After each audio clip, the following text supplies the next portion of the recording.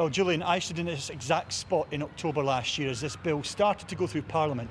And I said then that this was likely to end up in the courts, and that's the situation that we are heading into now. This bill passed in December last year at the Scottish Parliament, and it had cross-party support. But just a few weeks after it had passed, the UK government said it was blocking this becoming law using what's called a Section 35 order, saying it wasn't compatible with the Equalities Law.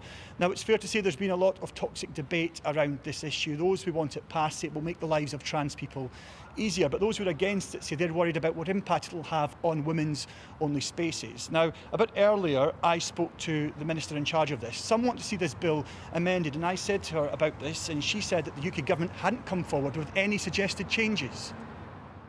So this is unfortunately a position we did not want to find ourselves in, but I think it is important, if the UK government refused to take part in those discussions, that we do stand up for the will of Parliament. This was overwhelmingly backed by the Scottish Parliament, and that's why it's important we take this action. People will also want to see the legal advice you've got on this. Will you publish that?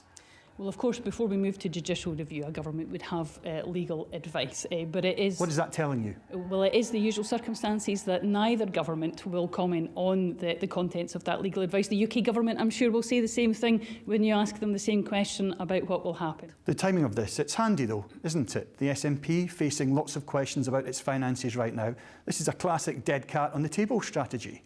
The timing has to be set because you need to lodge a judicial review. But you've had a while to do that.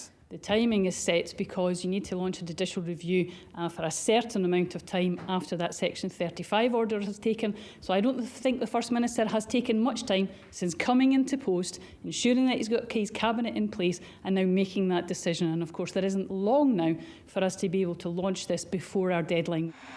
Now, the UK government has said that it will robustly defend the Section 35 order in a statement saying that it would have an adverse impact on the operation of the law as it applies to Great Britain-wide equalities protection. The Scottish Government, though, saying it is defending devolution by challenging all of this in court.